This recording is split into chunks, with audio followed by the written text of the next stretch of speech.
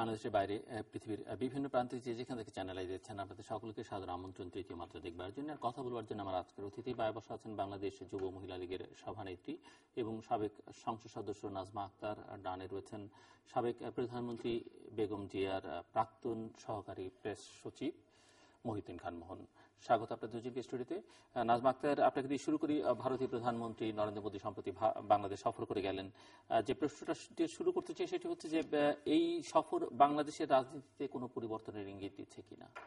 আপনার এই উত্তরের সরাসরি যদি প্রথমে একটা কথা বলতে হয় তাহলে যেটা বলা যায়, মনমোহন সিং বাংলাদেশ সফরে আসার পরে বাংলাদেশের রাজনীতির ক্ষেত্রে আমি বিশেষ করে বলবো যে বিএনপি বাংলাদেশের একটি বৃহৎ রাজনৈতিক দল, তারা সবসময় ভারত বিরোধিতা করেছে এবং আওয়ামী লীগকে ভারতের দালাল বলেছে।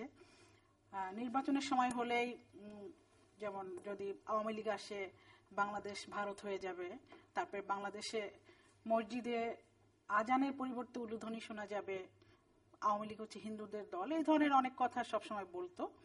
যদিও তারা ক্ষমতায় গেলে কিন্তু ভারতকেই তোষণ করত।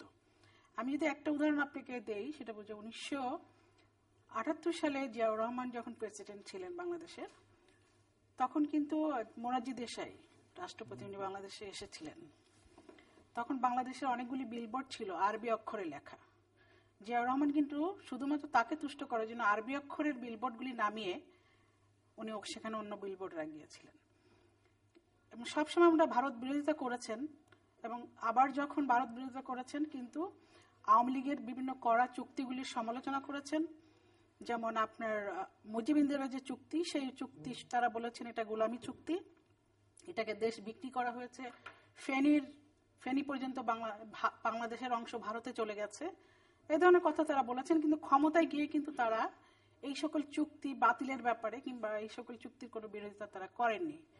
কিছু কিছু ক্ষেত্রে দেখা যায় যে দুই একবার তারা হয়তো কোনো একটা ক্ষেত্রে উদ্যোগ গ্রহণ করেছেন, সফল হয়নি, ওনারা কিন্তু আর আলোচনা করেননি।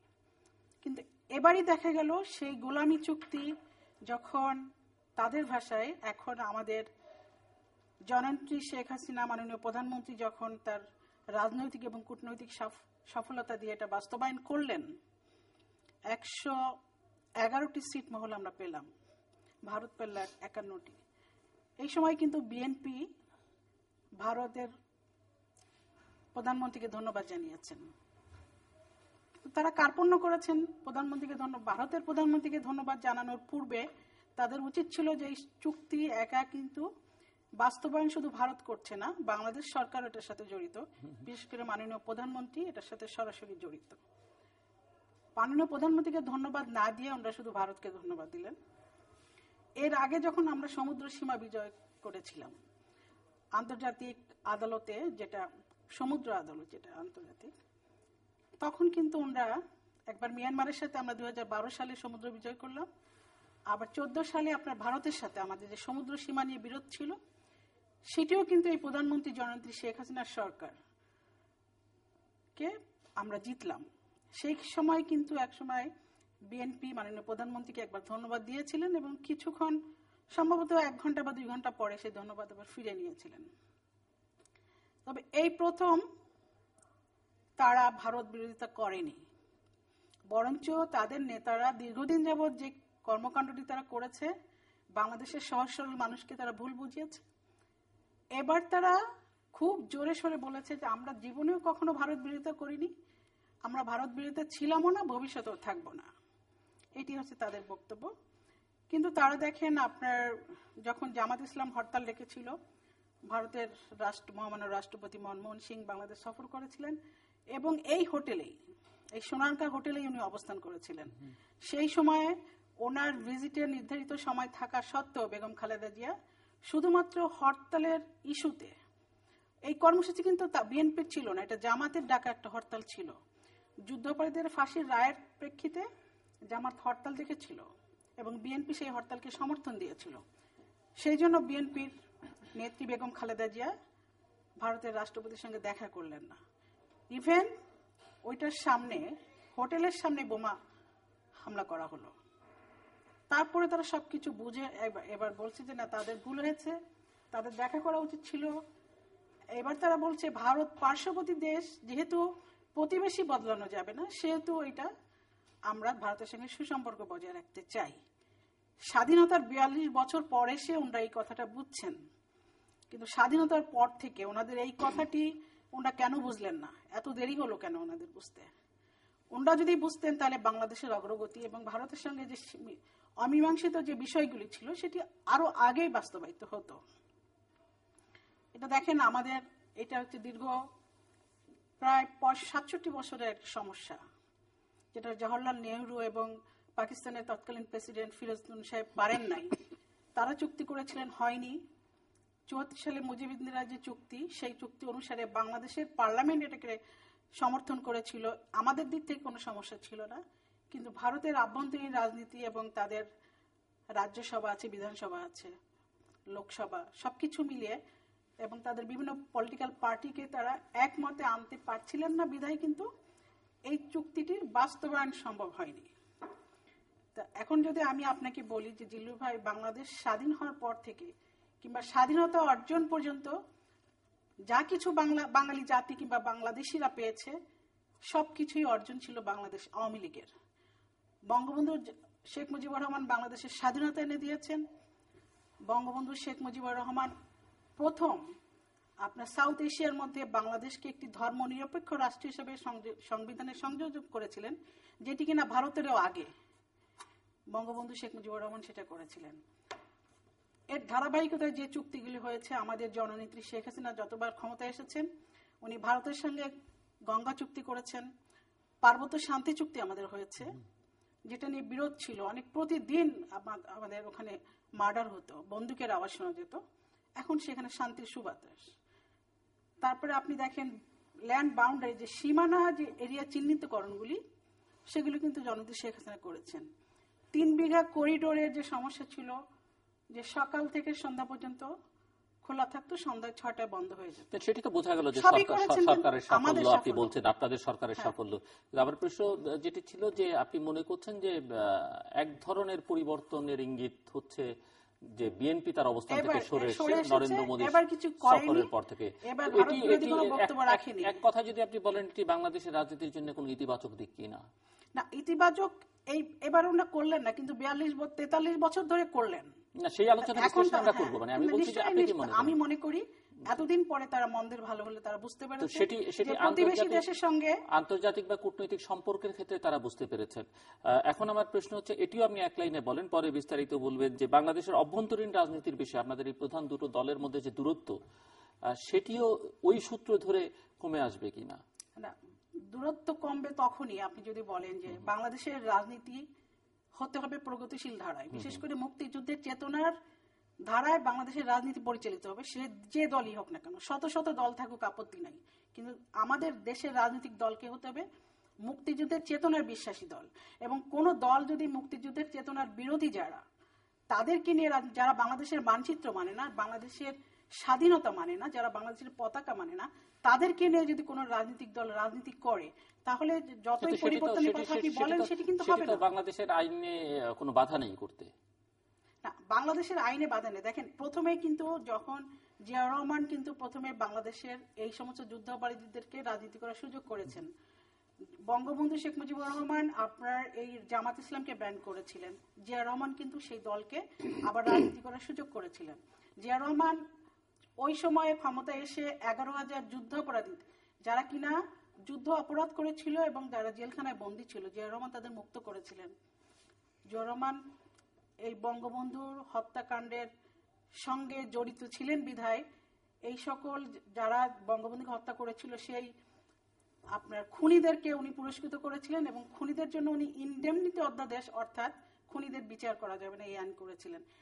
যেই দেশে কোন রাষ্ট্রনায়ক ফান্ডামেন্টালিজমকে প্রশ্রয় দেয় এবং তাদেরকে সাথে নিয়ে রাজনীতি করতে চায়, সেই দেশের রাজনীতিতে গণতন্ত্রের বিকাশ কতটুকু সম্ভব সেটি কিন্তু। আসছি আবার আপনার কাছে মিস্টার মহিউদ্দিন খান মোহন, আপনার কাছে প্রশ্ন করবার কিছু নেই, কারণ আমার মনে হয় যে বলবার মতো ইতিমধ্যে অনেক উপাদান আপনার জন্য।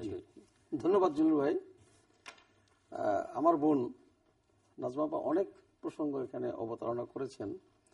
প্রথমত ভারত বিরোধিতার কথাটা বলি, বারবার বলছেন যে বিগত 42 বছর না, 43 বছর। এটি তো শুরুতে অ্যাডমিট করেন যে নরেন্দ্র মোদীর সফরে বাংলাদেশের রাজনীতিতে বা রাজনীতি একটা পরিবর্তন হয়েছে, একটা পরিবর্তন, দিক পরিবর্তন বলেন আর বায়ু পরিবর্তন বলেন, বা এটা প্রকৃতিগত হোক বা কৃত্রিম ভাবে হোক, একটা পরিবর্তন হয়েছে আর কি আপাত দৃষ্টিতে।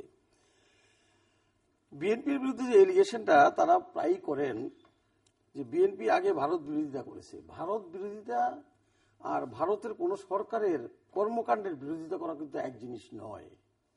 আমি জিল্লুর রহমান সাহেবের বিরোধিতা করতে পারি তার কোন কর্মকাণ্ডের বা কথার, সেটা চ্যানেল আইয়ের বিরোধিতা করা নয়। বাংলাদেশ জাতীয়তাবাদী দল বিএনপি বাংলাদেশের জাতীয় স্বার্থের প্রশ্নে কখনোই কোন সরকার বা কোন রাষ্ট্রের সাথে আপোষ করেনি।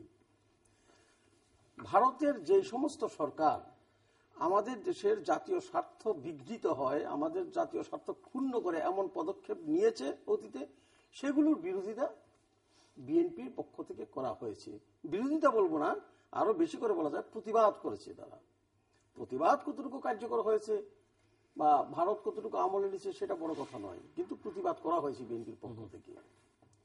আজকে নরেন্দ্র মোদী বাংলাদেশে এসেছিলেন, তার আগে সে মুজিব ইন্দিরা চুক্তি যেটা বাংলাদেশ সাথে সাথে রেটিফাই করেছিল জাতীয় সংসদে, সেটা তারা 43 বছর পরে রেটিফাই করেছেন তাদের জাতীয় সংসদে। এটা নরেন্দ্র মোদীর একটা সফলতা।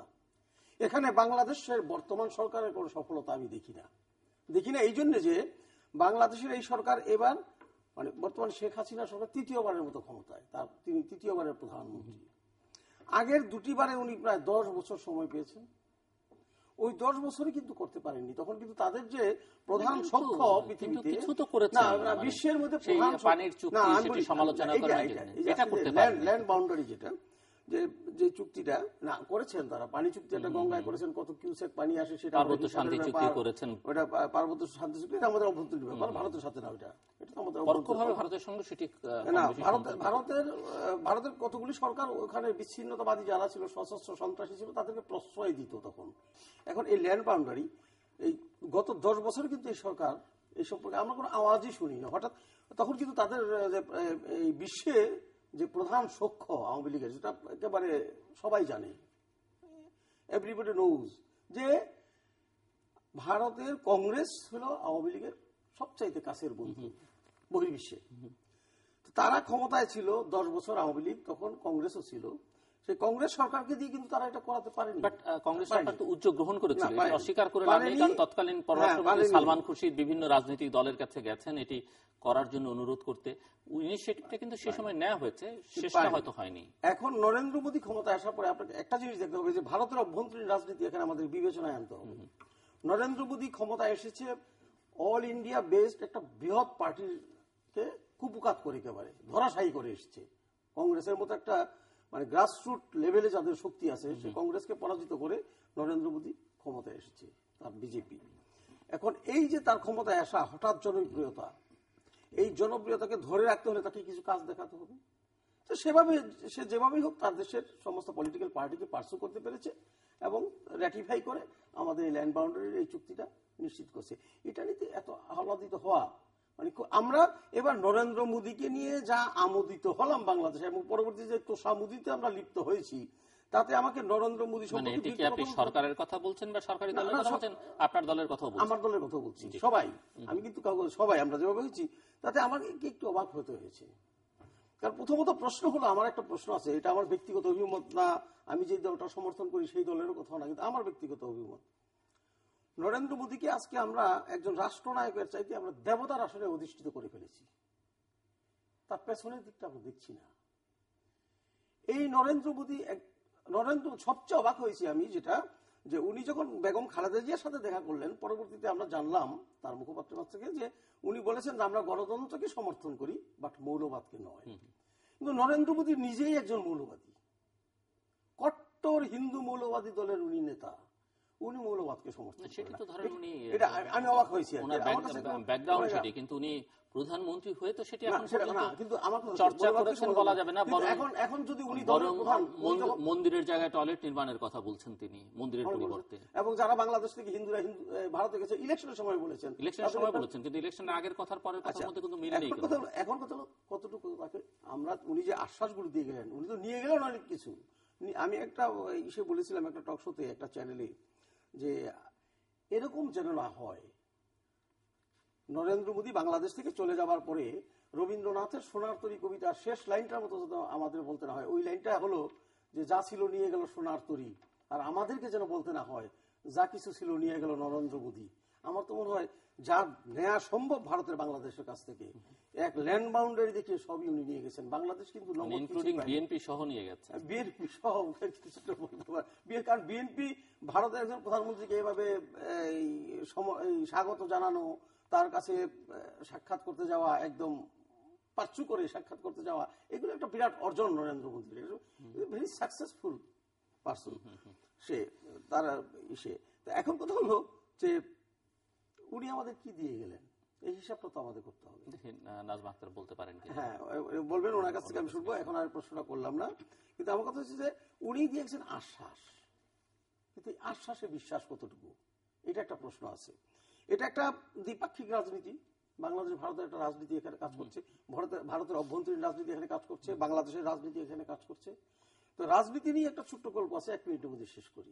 পিতা রাজনীতি করে, মধ্য সারির রাজনীতিবিদ, বালক ছেলে 7-8 বছর বয়সে বাবাকে দেখে বলছে আমি রাজনীতি করবো, আমি রাজনীতি শিখবো, আমার রাজনীতি শিখাও। বাবা বলছে বাবারে তুই রাজনীতি করিস না, এটা ভালো জিনিস না, তোর মা আমাকে সারাক্ষণ গালাগালি করে, রাজনীতি করে, সংসার দেখতে পারি না, এটা করার দরকার নাই। তো বালক বলল আমি রাজনীতি শিখবো, তুমি আমাকে শেখাও। শিখবি, ঠিক আছে, তুই টেবিলের উপরে উঠলো, এবার এখান থেকে লাভ দে, আমি তোকে ধরবো।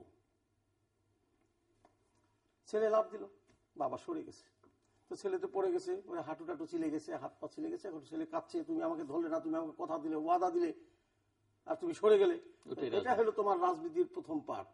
রাজনীতিতে কাউকে 100% বিশ্বাস করবা না, আর রাজনীতিতে কথা দিয়ে কেউ কথা রাখে না। এখন নরেন্দ্র মোদী আমাদেরকে যেসব আশ্বাস দিয়ে গেছেন সেটা কতটুকু উনি রাখবেন, আর ওনাকে আমরা কতটুকু বিশ্বাস করতে পারি, এই সন্দেহটা কিন্তু আবার থেকেই গেল, এটা থেকেই গেল।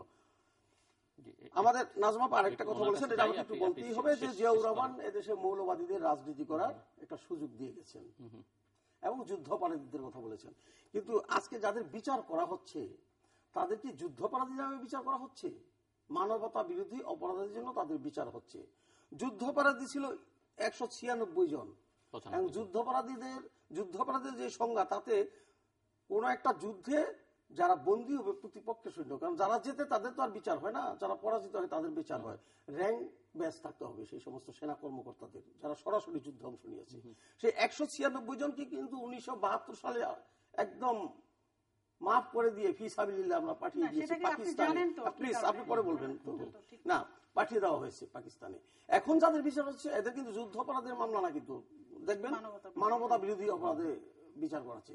তো জিয়াউর রহমান কোন যুদ্ধাপরাধীকে রাজনীতি করার সুযোগ বাংলাদেশে দেন নাই।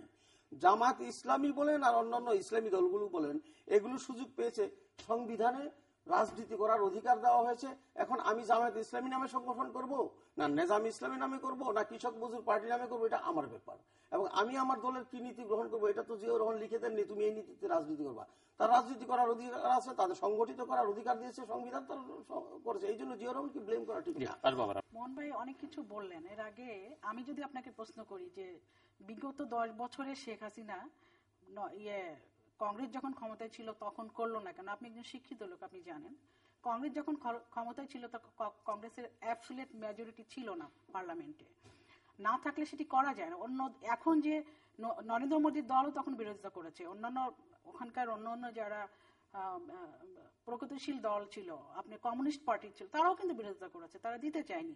তারপরে তাদেরকে পশ্চিমবঙ্গের সরকার, পররাষ্ট্রমন্ত্রী তিনি বিরোধিতা করেছেন, কট্টর বিরোধী ছিলেন, উনি করেছেন। এখন বাস্তবতা হচ্ছে এখন ওনারা ক্ষমতায় আসার পরেও ওনারা বুঝতে পেরেছেন যে ওনাদের এইগুলি করতে হবে, আঞ্চলিক সহযোগিতা এবং এই অঞ্চলের নিরাপত্তার স্বার্থে আমাদের সকলকে একযোগে কাজ করতে হবে। একযোগে কাজ করতে হলে আমাদের যে বিরোধগুলি আছে পূর্বে সেগুলি মিটিয়ে ফেলতে হবে। তো আপনি যদি বলেন, আমি যদি আপনাকে প্রশ্ন করি, জিয়াউর রহমান সহ এবং বেগম খালেদা জিয়া ছিল, আপনারা কত বছর ক্ষমতায় ছিলেন? আপনারা কেন কোনো একটি সমস্যার সমাধান করতে পারেননি? আপনারা শুধু ক্ষমতায় আসার জন্য রাজনীতি করেন, ক্ষমতা আসার পরে লুটপাট করে ফিরে চলে যান। বাংলাদেশের জনগণ আপনাদের কাছ থেকে কিছু কি পেয়েছে? নিশ্চয়ই পায়নি। আর আপনি নরেন্দ্র মোদীকে মৌলবাদী বলেছেন, ঠিক আছে, উনি মৌলবাদী রাজনীতি করেছেন, এখন তো উনি সরকার গঠন করেছেন, উনি ভারতের প্রধানমন্ত্রী উনি যদি ওনার নীতি চেঞ্জ করেন, সেখানে তো আমাদের কিছু বলার নেই। আমরা তো স্বাগত জানাবো। উনি যদি মৌলবাদী রাজনীতি ত্যাগ করে উনি যদি প্রগতিশীল ধারায় রাজনীতি করেন, আমি তো স্বাগত জানাতে চাই। এবং উনি ভারতের সুপ্রিম কোর্ট তাকে সেই মানে গুজরাট দাঙ্গায় তাকে নির্দোষ প্রমাণিত করেছে এবং বলেছেন যে উনি এখানে যে দাঙ্গা হয়েছিল সেটার সাথে জড়িত না। এটা ভারতের সুপ্রিম কোর্ট থেকে কিন্তু এই অর্ডারটা হয়েছে। যাই হোক, আমি তার পক্ষে কোনো সাফাই গাইতে চাই না। আমরা চাই, আমরা এটাই সত্যি কথা, আমরা প্রতিবেশী বদলাতে পারবো না, প্রতিবেশীদের সঙ্গে সুসম্পর্ক বজায় রেখে আমাদের চলতে হবে। এবং সেই জন্যই আমাদের উনি বা ওনার দল আবার ঘোষণা দিয়ে কিন্তু মৌলবাদী রাজনীতি থেকে সরে যাননি, মানে জান আমরা এই রাজনীতি আর করবো না, সেখান থেকে সরে যাননি, মানে এটিও যেন আমরা মাথায় রাখি। কে? নরেন্দ্র মোদী? হ্যাঁ, না, তার দল তো মৌলবাদী দল। তারা শিব সংঘ নামে তাদের যে কর্মকাণ্ড, সেগুলো তো আমরা সমর্থন করি না। এখন তার কর্মকাণ্ড যদি হয় প্রগতিশীল, সে যদি আমাদের সাথে অমীমাংসিত সমস্যাগুলো উনি যদি মেটাতে চান, এবং অনেকে এটাকে গুলিয়ে ফেলেন যে কেন আগে করলো না, এইখানে এসে অর্জনটা কি হলো, যে বললো যে নরেন্দ্র মোদী সব নিয়ে গেলেন, কি নিয়ে গেলেন? আপনাকে আমার প্রশ্ন আপনার প্রতি থাকলো। এবং এই মেইন এই সাপোর্টটা ছিলই তো আপনার এই যে ল্যান্ড বাউন্ডারি ইস্যুতে, এবং এটা কমপ্লিট হওয়ার পরে তাদের প্রথমে রাজ্যসভায়, পরে তাদের লোকসভাটা পাশ হওয়ার পরে, তারপরে এটার দলিল হস্তান্তর করার জন্য এবং আরো কিছু চুক্তি এবং এমওইউ স্বাক্ষর করার জন্য উনি বাংলাদেশে এসেছিলেন। তার মধ্যে তো আপনি তো জানেন যে 22টি আপনার চুক্তি সহ এমওইউ স্বাক্ষর হয়েছে। সেখানে স্থল সীমান্ত চুক্তি দলিল যেমন হস্তান্তর হয়েছে, দ্বিপাক্ষীয় বাণিজ্য চুক্তি নবায়ন হয়েছে, উপকূলীয় নৌ পরিবহন চুক্তি হয়েছে, আভ্যন্তরীণ নৌপথের ট্রানজিট ও বাণিজ্য প্রোটোকল নবায়ন হয়েছে, পণ্যের মান নিয়ন্ত্রণের জন্য দুই দেশের এই প্রতিষ্ঠানের সঙ্গে একটি চুক্তি হয়েছে, ঢাকা শিলং গুয়াহাটি এইটার জন্য বাস সার্ভিস চালু হয়েছে, কলকাতা ঢাকা, কলকাতা আগরতলা বাস সার্ভিস, এটা অনেকগুলি এমওইউ স্বাক্ষরিত হয়েছে। তো এগুলি তো আমাদের দেশে উপকূল হয়েছে। আর আপনি যদি বলেন যে ট্রানজিট দেওয়ার জন্য ভারত আমাদের সহজে আমাদের দেশের মধ্যে পণ্য পরিবহন করতে পারবে, তাহলে ভারত তো এই দেশ থেকে তাদের এক প্রান্ত থেকে আরেক প্রান্তে সহজে পণ্য নিতে পারবে, ভারতের লাভ হয়ে গেল। আমরা তো নিজের নাক কেটে অনেক যাত্রা ভঙ্গ করার জন্য আমরা রাজনীতি করি না। ভারতের লাভ হয়েছে, এটা ঠিক, আমাদেরও তো লাভ হয়েছে। আমরা তো 15টি ক্ষেত্র থেকে আমরা এখানে শুল্ক আদায় করতে পারবো, শুল্ক আদায় করতে পারবো। আমরা বছরে প্রায় 20,000 কোটি টাকা এই পারপাসে ইনকাম হবে। তা আমরা কি পেলাম না? আমরাই তো পেলাম। ভারত পেল, তাদের যাতায়াতের সুবিধা হতো, তাদের পণ্য পরিবহন ব্যয় যেটা বেশি ছিল সেটা কমে গেল, কিন্তু আমরাও তো পেলাম। আর ভারত যদি আমাদের এই যে আমাদের উপর দিয়ে তারা যদি যাতায়াত না করে, তাহলে ভারত হয়তো বেশি খরচ হবে, কিন্তু আমাদের তো কোনো লাভ হতো না। কিন্তু এখানে তো আমাদের দুই পক্ষই এখানে লাভবান হয়েছে। আর যে কথা অনেকেই বলেন যে কি হলো, তিস্তা চুক্তি তো করলো না। তিস্তা চুক্তির বিষয়ে কিন্তু এই প্রধানমন্ত্রী মোদী বাংলাদেশ সফরে আসার আগেই কিন্তু দুই দেশের পররাষ্ট্রমন্ত্রী পর্যায় থেকে বলা হয়েছে, কূটনৈতিক পর্যায় থেকে বলা হয়েছে যে এবারের সফরে তিস্তা চুক্তি হচ্ছে না। সেটার কারণ আপনারা জানেন, পশ্চিমবঙ্গের মুখ্যমন্ত্রী মমতা ব্যানার্জি এখানে একটা ফ্যাক্টর, এবং তারা যে কোনো কারণেই হোক এখন করতে চাচ্ছেন না। কিন্তু আমি আপনাকে বলে যেতে চাই এবং এটা জোর গলায় বলতে চাই, শেখ হাসিনা জাতির জনক বঙ্গবন্ধু এবং তার কন্যা শেখ হাসিনা যত অমীমাংসিত সমস্যার সমাধান যেমন করেছেন, এই তিস্তা চুক্তিও শেখ হাসিনার হাত দিয়েই এটা হচ্ছে। কিন্তু জিয়াউর রহমান 11,000 যে যুদ্ধবন্দীদেরকে, যে রাজাকারদেরকে আমাদের বঙ্গবন্ধু শেখ মুজিবুর রহমান যে জেলখানায় ঢুকিয়েছিলেন, তাদেরকে উনি মুক্ত করে দিয়েছিলেন। আর 196 জনের কথা আপনারা বলেন, সেটা হচ্ছে পাকিস্তানের আর্মিরা, তারা তো একটি ইন্টারন্যাশনাল আপনার যুদ্ধের কিছু চুক্তি আছে, কিছু নিয়ম আছে, সেই নিয়ম অনুযায়ী বন্দি বিনিময় চুক্তির মাধ্যমে সেটা হয়েছে। তারা 196 জন তাদেরকে ছেড়ে দেওয়া হয়েছে এবং তার বিনিময়ে ওই দেশে আমাদের যে বন্দীরা ছিল তারা মুক্তি পেয়েছে। এই জিনিসটা আপনারা কেন বলেন? আর আমাদের সরকার, আমাদের গভর্নমেন্ট, আওয়ামী লীগের সরকার কখনোই কোনো যুদ্ধ অপরাধীকে নিয়ে কোনো মন্ত্রিসভা গঠন করেনি। এটা আপনারা কখনোই প্রমাণ করতে পারেনি। যদি তাই হবে, তাহলে এখন মানবতা বিরোধী অপরাধের বিচার হচ্ছে। আপনাদের যদি প্রমাণ থাকে যাকে নিয়ে আমরা মন্ত্রিসভা গঠন করেছিলাম, আপনারা তার বিরুদ্ধে যথাযথ নথিপত্র আপনারা উত্থাপন কেন করছেন না? আপনারা ধরিয়ে দিন যে এটা মুখে মুখে বললে তো হবে না। অমুক রাজাকার মুখে মুখে তো আপনারা অনেক কথাই বলেছেন যে গোলামি চুক্তি, আওয়ামী লীগ হচ্ছে হিন্দুদের দল, আওয়ামী লীগ আসলে সব বাংলাদেশের মানুষ হিন্দু হয়ে যাবে, এগুলো তো অনেক কিছু বলেছেন। আর গণতন্ত্রের কথা বলেন, জিয়া রহমান সাহেব, আমি কি বলবো জিয়া একটু রহমান শেষ করে সাহেব দেন তাড়াতাড়ি। গণতন্ত্রের বহুদলীয় গণতন্ত্রের পূর্বাত্মা হিসেবে এসে যেভাবে গণতন্ত্রকে হত্যা করেছেন, যেভাবে মুক্তিযোদ্ধা, সামরিক এবং বিমান বাহিনীর অফিসার, সেনা অফিসারদেরকে, যেভাবে মুক্তিযোদ্ধা অফিসারদেরকে উনি হত্যা করেছেন, যেভাবে উনি বাংলাদেশের রাজনীতিকে ডিফিকাল্ট করেছেন, বাংলাদেশের রাজনীতি তো বিকশিত হতে পারেনি, তার হাতেই বন্দী ছিল, যেভাবে যুব সমাজকে উনি বিপদগামী করেছেন, এটা কোনো গণতান্ত্রিক উপায়ে মানে গণতন্ত্রের কোনো বিকশিত পন্থা হতে পারে না। জিয়াউর রহমান 11,000 যুদ্ধবন্দীকে ছেড়ে দিয়েছেন, বা কতজনকে ছেড়ে দিয়েছেন পরিসংখ্যান দিলেন আমার আপা। আমি শুধু এই একটা লাইন বলবো, প্রশ্ন রেখে যাবো আর কি জাতির কাছে, দর্শকদের কাছে। সাধারণ ক্ষমা কারা ঘোষণা করেছিল মুক্তিযুদ্ধের পরে দালালদের বিরুদ্ধে? সাধারণ ক্ষমাটা কারা ঘোষণা করেছিল এবং সাধারণ ক্ষমা কারা করেছিল? প্লিজ, আমরা নাকি বিএনপি নাকি বলে, যে আপনি বলেছেন বিএনপি বলে আওয়ামী লীগ ক্ষমতায় আসলে ভারত হয়ে যাবে বাংলাদেশ, মন্দিরে মসজিদে পূজা হবে, উলুদুল, এই সমস্ত বলেন আপনারা। হ্যাঁ বলে, বিএনপি বলেছে নির্বাচনে জেতার জন্য অনেক সময় অনেক কিছু বলতে হয়, বলে। আপনারা যে এখনো দমে দমে বলেন যে বিএনপি পাকিস্তান বানাতে যায় বাংলাদেশকে, এটার ভিত্তি কি? আপনি কি একটি প্রমাণ দিতে পারবেন যে বিএনপি বাংলাদেশকে পুনরায় পাকিস্তান বানাতে চায়, এরকম কোন ষড়যন্ত্র করেছে বা এরকম কোন দলিল? পারবেন না। লাস্ট যে কথাটা আপনি বলেছেন আপা, জিয়াউর রহমান বহুদলীয় গণতন্ত্রের প্রবক্তা আমরা বলি, উনি গণতন্ত্রকে হত্যা করেছেন কিভাবে? উনি গণতন্ত্রকে হত্যা করলেন কিভাবে? উনি রাষ্ট্রপতি হওয়া ছিলেন, উনি বহুদলীয় গণতন্ত্র প্রবর্তন করেছিলেন, উনি ওনার নেতৃত্বে একটি জাতীয়, উনি রাষ্ট্রপতি থাকা অবস্থায় একটা জাতীয় সংসদ নির্বাচন হয়েছে 1979 সালের 18 ফেব্রুয়ারি 1979। সেখানে আওয়ামী লীগ পার্টিসিপেট করেছে, সবগুলো রাজনৈতিক দল যেগুলো ছিল সবাই পার্টিসিপেট করেছে, এবং আওয়ামী লীগ সম্ভবত 39টি আসনে বিজয়ী হয়েছিল। তখন তো আওয়ামী লীগ খুব বিপর্যস্ত অবস্থা, তারপরে 39টি আসনে আওয়ামী লীগ জয়লাভ করেছিল এবং সবগুলো রাজনৈতিক দল অংশগ্রহণ করেছে। গণতন্ত্র হত্যা করেছে কারা বাংলাদেশে? এটা ইতিহাসে আছে। গণতন্ত্র 3 বার বাংলাদেশে হত্যা হয়েছে, 3 বার খুন হয়েছে গণতন্ত্র। 1975 সালের 25শে জানুয়ারি জাতীয় সংসদে 13 মিনিটের একটি আলোচনায় বিল পাশ করে গণতন্ত্রকে কবরস্থ করা হয়েছিল, বাকশাল কায়েম করা হয়েছিল, প্রথম হত্যা। দ্বিতীয় হত্যা 1982 সালের 24শে মার্চ সেনাপতি হুসেইন মোহাম্মদ এরশাদ বন্দুকের নলের মুখে নির্বাচিত রাষ্ট্রপতিকে উৎখাত করে সামরিক শাসন জারি করে গণতন্ত্র হত্যা করেছিল। তৃতীয় গণতন্ত্র হত্যা 2007 সালের 11 জানুয়ারি ফখরুদ্দিন মঈনুদ্দিনের মাধ্যমে বাংলাদেশকে গণতন্ত্রকে 2 বছর পর্যন্ত বাংলাদেশ থেকে গণতন্ত্রকে বিতাড়িত করা হয়েছিল, আরেকবার হত্যা করা হয়েছিল। এবং দুর্ভাগ্যক্রমে এই 3টা ঘটনার সাথেই আওয়ামী লীগ জড়িত। একটা আওয়ামী লীগ নিজেরা করেছে 1975 সালের 25শে জানুয়ারি বাকশাল কায়েম করে। 1982 সালে হোসেন মোহাম্মদ এরশাদ যখন রাষ্ট্র ক্ষমতা দখল করে অবৈধভাবে, সেটাকে প্রথম সমর্থন জানায় আওয়ামী লীগ। সর্বশেষ ফখরুদ্দিন মঈনুদ্দিন গণতন্ত্র হত্যা করেছেন, তো সেই গণতন্ত্র হত্যা থেকে মানে গণতন্ত্র কি আবার পুনরুদ্ধার হয়েছে কবে?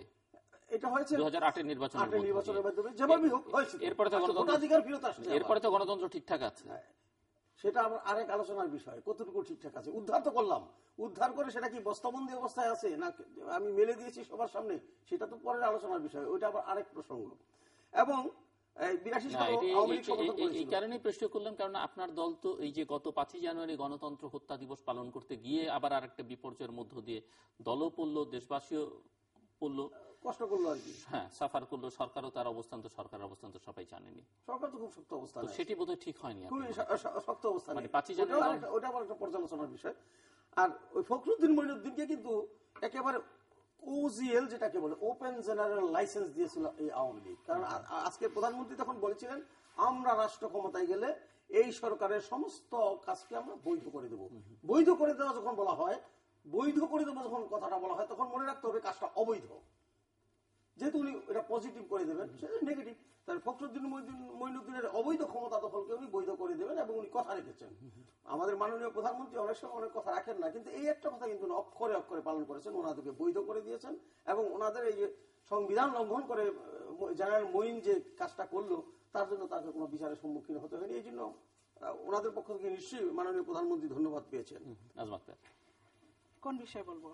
কিছু বলবার আছে না? আমি প্রশ্ন না, বলবো যে উনি আমাকে প্রশ্ন করেছিলেন যে পাকিস্তান, আপনারা যে বলেন যে বিএনপি পাকিস্তানপন্থী দল, কিসের পাকিস্তান বানিয়ে ফেলবে বাংলাদেশে? তো পাকিস্তান ব্যতীত পাকিস্তান তো একটা ব্যর্থ রাষ্ট্র, এবং আমাদের দেশে বিএনপির যে কর্মকাণ্ড যেটি বিএনপির, সেটি হচ্ছে পুরো পাকিস্তানকে ফলো করে পাকিস্তানের যে টাইপের রাজনীতি চলছে, পাকিস্তান প্রীতির যদি আপনি উদাহরণ দেই, আপনি নিশ্চয়ই জানেন যে পাকিস্তানের একজন সেনাপতি জাঞ্জুয়া সাহেব, উনি আমাদের বাংলাদেশে গণহত্যার সাথে জড়িত ছিল, আমি যদি ভুল না করে থাকি। এবং আপনার নেত্রী বেগম খালেদা জিয়া যখন প্রধানমন্ত্রী ছিলেন, এই জাঞ্জুয়ার মৃত্যুতে উনি শোক বার্তা পাঠিয়েছিলেন সমস্ত রাষ্ট্রের নিয়ম কানুন উপেক্ষা করে। পাশাপাশি ভারত আমাদের বন্ধু রাষ্ট্র, শুধু আমরা বন্ধু বলি কেন, কারণ স্বাধীনতা যুদ্ধে তারা আমাদেরকে ওতপ্রোতভাবে সাহায্য সহযোগিতা করেছে। তাদের হাজার হাজার সৈন্য বাংলাদেশে মৃত্যুবরণ করেছে পাকিস্তান বাহিনীর সাথে যুদ্ধ করতে গিয়ে, আমাদেরকে রক্ষা করতে গিয়ে। সেই ভারতের জেনারেল অরোরার মৃত্যুতে কিন্তু বেগম খালেদা জিয়া তখন একটা শোক বার্তাও পাঠান নাই। তা আপনি এটাকে আমি আর বিস্তারিত যাব না। আপনি মঈনুদ্দিন ফখরুদ্দিনের কথা বলেছেন, গণতন্ত্রের হত্যা, এবং এখানে আমাদের নেত্রীকে আপনি জড়িয়েছেন। কিন্তু মঈনুদ্দিন ফখরুদ্দিন থেকে ক্ষমতায় কে এনেছিল? আপনাদের ব্যর্থতার কারণে মঈনুদ্দিন ফখরুদ্দিনরা ওই সময় তারা ক্ষমতায় আসতে পেরেছিল। কারণ আপনাদের যে ইয়াজউদ্দিন সাহেব যখন মহামান্য রাষ্ট্রপতি ছিলেন, তাকে আমরা সংবিধানের আপনি 5টি ধারা উপেক্ষা করে তত্ত্বাবধায়ক সরকারের প্রধান করেছিলেন। এটা আপনারা কেন করেছিলেন? আপনারা আপনাদের লোককে, বিএনপির একজন বিচারপতিকে, তাকে তত্ত্বাবধায়ক সরকারের প্রধান করার জন্য তার বয়স, সকল কিছু উপেক্ষা করে তার বয়স 2 বছর বাড়িয়ে দিয়েছিলেন। আপনারা এই সকল কর্মকাণ্ড করেছিলেন। তারপরে আপনারা ওই তত্ত্বাবধায়ক সরকারকে নিজেদের কন্ট্রোলে নিতে চেয়েছিলেন, সেটা পারেননি বলেই তো পরবর্তীতে আমাদের 1-11 আসলো। এবং যে 1-11-এর কথা আপনি একটু আগে বললেন, যে আমাদের নেত্রীর বক্তব্যের উদাহরণ দিলেন, 1-11 হচ্ছে আপনাদের অপকর্মের সৃষ্টি। এবং 1-11 এসেছিল বাংলাদেশে, এটি মানুষের মানে কাঁধে বলেন, যেভাবে বলেন, এটা কোন সরকারি কোন দলই সেটা চাই নাই, কিন্তু তারপরে এসেছিল। কিন্তু আপনাদের ভুলের কারণে আপনারা নির্বাচনে জয়ী হবেন মরিয়া ছিলেন, সেই কারণে আপনারা যে সংবিধানের বিভিন্ন ধারাকে উপেক্ষা করে আপনারা যখন ক্ষমতায় যেতে চেয়েছিলেন, সেই জন্যই কিন্তু 1-11 এসেছিল। আর বিএনপির আরো কিছু উদাহরণ আমি দিতে চাই। বিএনপি, আপনি 11,000 যুদ্ধবন্দী, আপনি এখনো যদি তথ্য খোঁজেন বাংলাদেশের 43-44 বছরে এসে, তাহলে আমাদের কিছু করার নাই। আপনি সাধারণ ক্ষমার কথা বললেন, সাধারণ ক্ষমা এই 11,000-এর বাইরে ছিল। সাধারণ যারা ছিল, অনেকের সঙ্গে যোগাযোগ ছিল যারা, তাদের ছিল। কোন একটি দল যদি পাকিস্তানপন্থী হয়ে থাকে, সে যদি বলে যে না, আমি বাংলাদেশের অখণ্ডতাকে বিশ্বাস করি, আমরা বাংলাদেশ, পূর্ব পাকিস্তান পশ্চিম পাকিস্তান ভাগ হোক, এটা আমরা চাই না, এরকম অনেক দলই ছিল। আমরা কিন্তু তাদেরকে বলি না যে তারা রাজাকার বা তারা মানবতা বিরোধী অপরাধ, তারা করতেই পারে, তাদের একটা আইডিওলজি থাকতেই পারে। কিন্তু যারা সরাসরি ইন্টারন্যাশনাল ল অনুযায়ী যারা সরাসরি মানবতার বিরুদ্ধে অপরাধ করেছে স্বাধীনতা যুদ্ধের সময়, আমরা তাদের বিচার করছি, এবং এই বিচারও আপনারা করতে পারেননি। আপনারা বিচারহীনতার সংস্কৃতি করেছিলেন, যেটা আমি আগেই বলেছি, বঙ্গবন্ধু হত্যাকাণ্ডের আপনার যাতে বিচার না হয় সেই জন্য ইনডেমনিটি অধ্যাদেশ জিয়া রহমান সংসদে পাশ করেছিলেন। আপনারা আমাদের দেশের জাতীয় 4 নেতা 3রা নভেম্বর হত্যাকাণ্ড হয়েছিল জেলখানার ভিতরে, এবং সেই নেতার হত্যাকাণ্ডের একটি তদন্ত কমিটি গঠিত হয়েছিল। সেই জিয়া রহমান ক্ষমতায় এসে সেই তদন্ত কমিটি বাতিল করেছিলেন। আপনারা কোনোদিন কোনো হত্যাকাণ্ডের বিচার করেননি। আপনাদের সময় রাষ্ট্রীয় হত্যাকাণ্ড একটা পৃষ্ঠপোষকতা পেত, খুনিরা প্রশ্রয় পেত, খুনিরা প্রাইস পোস্টিং পেত, খুনিরা জমি পেত, খুনিরা বাড়ি গাড়ি পেত। কিন্তু আমাদের জননেত্রী শেখ হাসিনা, উনি যতবারই ক্ষমতায় এসেছেন, উনি সেই বিচারহীনতার থেকে জাতিকে উনি রক্ষা করেছেন।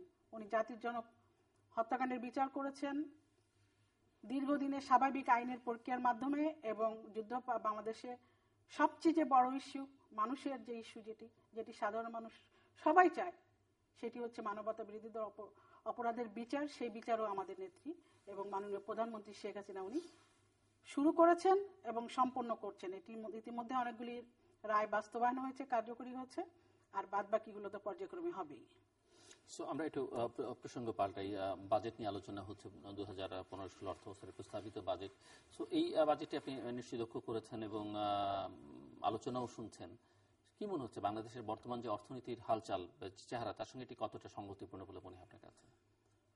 উপর থেকে বাজেটটা দেখলে চমৎকারই মনে হয়। আমার কাছে খুব ভালো লেগেছে যে প্রায় 3 লক্ষ কোটি টাকার বাজেট দেওয়ার সক্ষমতা আমরা অর্জন করেছি।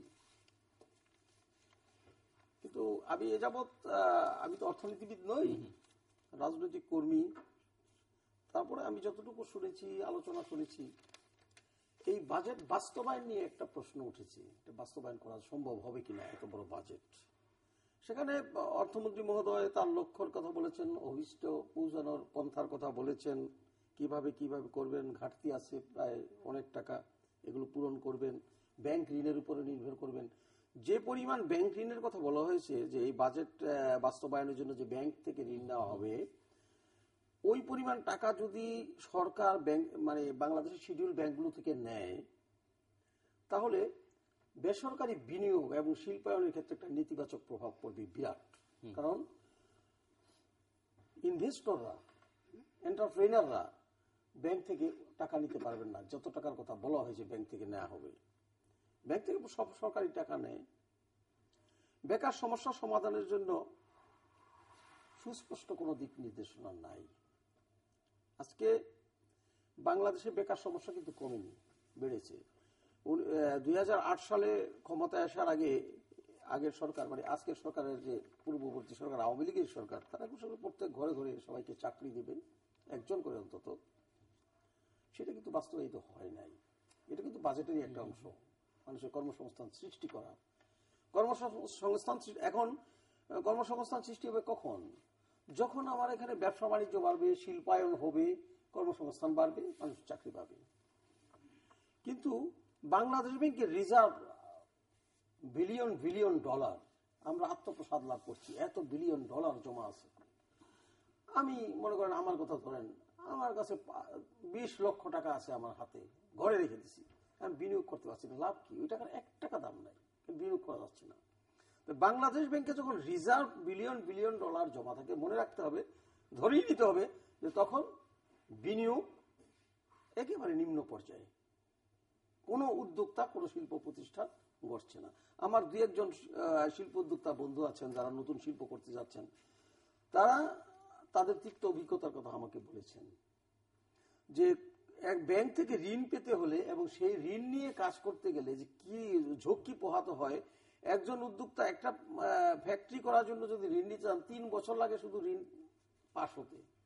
উনি তখন হতোদ্যম হয়ে পড়েন, আর শিল্প প্রতিষ্ঠার তার কোনো আগ্রহ থাকে না। এই জন্য যে উনি যে মেশিনারিটা আনবেন বিদেশ থেকে, 3 বছরের মধ্যে সেই মেশিনারির দামটা দ্বিগুণ হয়ে যায়। ফলে ব্যাংক থেকে যে ঋণটা উনি পান শেষ পর্যন্ত, ওই টাকা দিয়ে উনি আর কভার করতে পারেন না। ফলে আর ওই প্রকল্প তার বাস্তবায়িত হয় না। তো ফলে কর্মসংস্থান হয় না, বাড়ছে না। তো এই ব্যাপারে আমি যতদূর দেখেছি, আমাদের বাজেটে তেমন কোনো সুস্পষ্ট দিক নির্দেশনা নাই কিভাবে দেশে শিল্পায়ন হবে। বরং নরেন্দ্র মোদী সাহেব চলে যাওয়ার পরে আমরা দেখলাম যে ওই 22টি চুক্তি এবং মেমোরেন্ডাম অফ আন্ডারস্ট্যান্ডিং এর মধ্যে ভারতীয় শিল্প উদ্যোগ তাদের জন্য 2টি আলাদা জোন বাংলাদেশে দেওয়া হবে, ইকোনমিক জোন করা হবে। তারা ওখানে বিনিয়োগ করবে। তো আমার দেশের শিল্প উদ্যোক্তারা বিনিয়োগ করার কোনো সুষ্ঠু পরিবেশ পাচ্ছে না। আমি অন্যদেরকে বিনিয়োগ করার সুযোগ করে দিচ্ছি। আমাদের এই উদ্যোক্তাদের যে আর সহজ সত্যি ঋণের কথাটা বলা হচ্ছে বারবার, বিজিএমইএ থেকে, এফবিসিসিআই থেকে এবারও বলা হয়েছে, বাজেটকে তারা অভিনন্দন জানিয়েছে। হ্যাঁ, বাজেট 3 লাখ না, বাজেট হচ্ছে আপনার 2,95,100 কোটি টাকা, প্রায় 3 লাখ। রাইট। এর মধ্যে আয় হবে আপনার, যেটা উনি নির্ধারণ করেছেন, 2,08,443 কোটি টাকা, আর ঘাটতি দেখিয়েছেন 80,858 কোটি টাকা। এখন উনি সেটার ব্যাপারে বিস্তারিত বর্ণনা দিয়েছেন, এই ঘাটতিটা কিভাবে ইনকাম করবেন। করদাতার সংখ্যা বাড়াবেন, মানে আয়তন বাড়াবেন। আর আমরা ঘাটতিটা মূলত পূরণ করবেন ওই যে ব্যাংক থেকে ঋণ নিয়ে, বৈদেশিক আমাদের সঞ্চয়পত্রের বিপরীতে আয়টা আরো বিভিন্ন ক্ষেত্র, আয়ের ক্ষেত্র বাড়ানো হবে। তার মধ্যে আছে আপনার করদাতার সংখ্যা বাড়ানো হবে। এখন আমাদের বাংলাদেশে কিন্তু 16 কোটি মানুষ, এবং 16 কোটির মানুষের যদি আপনার কর দেওয়ার ক্ষমতা মিনিমাম কিন্তু 10 লাখ লোকের আছে, কিন্তু আমরা মাত্র 2 লাখ সম্ভবত কত কর দিই। এটা কিন্তু আমাদের জন্য দুর্ভাগ্যজনক। কারণ কর না দিলে বাংলাদেশের উন্নয়ন কি হবে? 11 লক্ষ লোক এবং কর দেয় বাংলাদেশের সরাসরি। বাজেট আমাদের মাননীয় অর্থমন্ত্রী যতবারই দিয়েছেন সেটা কি সাহসী বাজেট? এটা অবশ্যই অনেকে বলেছেন যে উচ্চাকাঙ্ক্ষা উচ্চাভিলাষ, মানে স্বপ্নের বাজেট। তো স্বপ্ন যদি আমরা না দেখি তাহলে আমরা আগাবো কি করে? আমরা তো স্বপ্ন দেখতে চাই, এবং এই বাজেটের যে বাস্তবায়ন আপনি দেখেছেন পরপর 3 বার, যে 3 বছরে যে বাজেট, এবং 95% প্রায় বাস্তবায়ন হয়েছে। এখন আমরা এই বাজেটের ভিত্তিতে তো আমাদের দেশে ডেভেলপমেন্ট হচ্ছে। আপনি কি দেখেননি যে বাংলাদেশে এখন আজকেরও আইএমএফ এবং বিশ্ব ব্যাংকের যে প্রতিবেদন আমি জনকণ্ঠে দেখলাম, সেখানে দিল যে আপনার জিডিপির বিভিন্ন দেশের তথ্য অনুযায়ী বিশ্বের মধ্যে বাংলাদেশের অবস্থান 44তম, আগে ছিল 58তম। বারবার বাংলাদেশের অন্যান্য ক্ষেত্রে, মানে আয়ের ক্ষেত্রে, মানুষের মাথাপিছু আয়ের ক্ষেত্রে বাংলাদেশ আরো 3 ধাপ এগিয়েছে। আগে ছিল 36%, 36 ভাগ, এখন 36তম, এবার হয়েছে 33তম। তো বাংলাদেশ তো এগিয়ে যাচ্ছে। এটা শুধু আইএমএফ বা বিশ্ব ব্যাংক না, বাংলাদেশের যারা অর্থনীতি নিয়ে পর্যালোচনা করেন, বিভিন্ন অর্থনৈতিক সংস্থা, যারা বিশ্বের বিভিন্ন সংস্থাগুলি যারা আছে, সবাই বাংলাদেশকে নিয়ে আগ্রহ প্রকাশ করছে। এবং বিশ্বের সবচেয়ে মানে ভালো অবস্থানে যে 5টি দেশ আছে তার মধ্যে বাংলাদেশ অন্যতম একটি। তো এইগুলি তো বুঝতে হবে, তাহলে এগুলি তো এমনি এমনি হচ্ছে না। আমাদের দেশের, আমাদের সরকারের সেই ক্ষমতা আছে দেখে, সেই সক্ষমতা আছে দেখেই কিন্তু আমরা এগিয়ে যাচ্ছি। আমি দারিদ্র্যের কথা বলি, দারিদ্র্যের অনেক সময় আমরা তুলনা করি। বাজেট ধারাবাহিকভাবে, অনেক সময় অনেকে বলে এটা ধারাবাহিকভাবে সব সরকারের আমলে হয়েছে। এই ক্ষেত্রে আমার কিছু প্রশ্ন আছে জুলু ভাই। আমরা কিন্তু দেখেছি যে 2009 থেকে 2014 পর্যন্ত 6 বছরে বাজেটের আকার প্রায় দ্বিগুণ বেড়েছে, আর এর আগে 12 বছরে বাজেটের আকার দ্বিগুণ হয়েছে। তাহলে মানে এই আওয়ামী লীগ সরকার, শেখ হাসিনার সরকার কিন্তু সবকিছু অল্প সময়ের মধ্যে যেভাবে এগোচ্ছে, যেই গতিতে এগোচ্ছে, বিগত কোন সরকার কিন্তু সেইভাবে আগে নেই।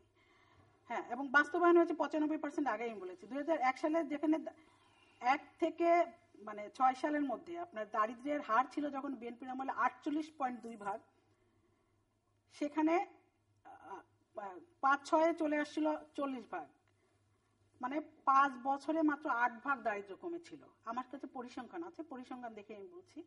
আর এখন দারিদ্র্যের হার নেমে হয়েছে 24.3 ভাগ, অর্থাৎ 6 বছরে 16 ভাগ কমেছে। আগের 6 বছরে কমেছে 8 ভাগ, আর এখানে 16 ভাগ কমেছে। আপনার এই 6 বছর এখনো পুরাপুরি হয়নি। এবং আমাদের যে টার্গেট আছে, এই সরকারের টার্গেট, সেটা হচ্ছে 18 সালের মধ্যে আরো 10 ভাগ দারিদ্রতা কমবে। এবং অতি দারিদ্র্যের হারও তুলনামূলকভাবে আমাদের দেশে এখন 5 কোটি ছিল 5-6, 2005-06 বিএনপি জামাত জোট সরকারের সময় 5,73,00,000 লোক দরিদ্র ছিল। এখন 2014 সালে এসে বাংলাদেশ এই দরিদ্র লোকের সংখ্যা দাঁড়িয়েছে, সেটা হচ্ছে 1,57,00,000। আগে ছিল 5,73,57,00,000। এখন অঞ্চল ভিত্তিক বৈষম্য কমেছে, আয় এবং ভোগের ক্ষেত্রে বৈষম্য কমেছে। অতি দরিদ্রের হার ছিল 2004-05 24.2%, আর এখন 2014-তে 11.9%। আমি যদি বলি যে 2004-05-06 আপনাদের বিএনপি জামাত জোট সরকার ক্ষমতা থাকার সময়ে মাথাপিছু আয় ছিল মাত্র $543, আর এখন হচ্ছে আপনার 1,400 সম্ভবত। ধন্যবাদ। দর্শক, আমার অনুষ্ঠানের শেষ প্রান্তে তৃতীয় সম্পর্কে আপনি লিখতে পারেন ডাক, ইমেল, SMS এর মাধ্যমে, ইন্টারনেট, আমাদের অফিসিয়াল ওয়েবসাইট অথবা সোশ্যাল মিডিয়াতে যেসব পেজ আছে সেই সব পেজে আপনারা আপনাদের মতামত রাখতে পারেন। আর আপনাদের মতামতই আমাদের অনুষ্ঠান তৃতীয় মাত্রা আপনি দেখতে পাবেন প্রতি বৃহস্পতিবার এবং শুক্রবার বাংলাদেশের মারা দুটোই, বুধবার দুপুর 11:30 এবং শুক্রবার দুপুর 1:05 দেখবেন আমন্ত্রণ মিস্টার মহিউদ্দিন খান মোহন এবং নাজমা আক্তার। অসংখ্য ধন্যবাদ আপনাদের তিনকে। দর্শক মণ্ডলী, আমার দুই অতিথি মোটামুটিভাবে একমত যে ভারতীয় প্রধানমন্ত্রী নরেন্দ্র মোদীর বাংলাদেশ সফরের মধ্য দিয়ে বাংলাদেশের রাজনীতিতে বেশ খানিকটা মৌলিক পরিবর্তন ঘটেছে, এবং এই পরিবর্তনটা এনেছে প্রধানত যারা একসময় ক্ষমতায় ছিলেন, বিরোধী দলে দীর্ঘকাল ছিলেন এবং এখন সংসদের বাইরে আছেন, এটি অন্যতম বৃহৎ রাজনৈতিক দল বিএনপি এবং তার কিছু কিছু মিত্র। তবে এই পরিবর্তন আসলে কতটা বুঝে সেটি স্পষ্ট নয়, কেননা তারা কি অতীতে ভুল করেছেন না এখন ভুল করছেন, অতীতে ঠিক করেছেন না এখন ঠিক করছেন, এটি কিন্তু তারা স্পষ্ট করে বলেননি। তারা এক ধরনের ইউটার্ন নিয়েছেন, এটি মোটামুটি ভাবে স্পষ্ট। এখন এই ইউটার্ন নেওয়াটা কিসের জন্য? সাধারণভাবে পারসেপশন হচ্ছে ক্ষমতায় যাওয়ার পথটাকে সহজতর করবার জন্য। বাংলাদেশে এটি স্বাভাবিক ধারণা তৈরি হয়েছে যে ক্ষমতায় থাকতে হলে এবং যেতে হলে ভারতের আশীর্বাদটা খুব জরুরি এবং সেই সঙ্গে অন্যান্য বৃহস্পতির আশীর্বাদ তো প্রয়োজন, কিন্তু ভারতেরটা সবচাইতে জরুরি। এই মনোবৃত্তিটা আসলে আমাদের রাজনীতির জন্য, গণতন্ত্রের জন্য, স্বাধীনতার জন্য, আত্মমর্যাদার জন্য, সার্বভৌমত্বের জন্য খুব সুখকর নয়। ভারত আমাদের প্রতিবেশী, তার সঙ্গে আমার সখ্যতা থাকবে, আদান প্রদান থাকবে, সবই থাকবে, কিন্তু ক্ষমতায় থাকা যাওয়ার সঙ্গে এর সম্পর্কটা যদি আমাদের রাজনীতিবিদরা এভাবে দেখেন, সেটি বাংলাদেশের জন্য কল্যাণকর নয়। আমার হয় এই জায়গাটায় একটা বড় উপলব্ধির প্রয়োজন রয়েছে। আর দেশের অর্থনীতি নিয়ে কথা হয়েছে, একথা আমরা সবাই জানি যে বাংলাদেশ এগুচ্ছে, তবে যেভাবে তার এগুনো দরকার সেভাবে নানান কারণেই এগুতে পারছে না। সেখানে রাজনীতি অনেকাংশে দায়ী, এর বাইরেও নানা ধরনের সীমাবদ্ধতা আছে, সেটি কাটিয়ে ওঠা অনেক বেশি সহজতর হতো যে আমাদের রাজনৈতিক পরিবেশটা সুস্থ হতো, এবং সেই জায়গায় আমাদের রাজনীতিবিদদের মনোবৃত্তির মধ্যে একটা বড় ধরনের পরিবর্তন আনা দরকার। দর্শক, আমাদের সঙ্গে থাকবার জন্য অসংখ্য ধন্যবাদ, আপনাদের সবার জন্য শুভকামনা।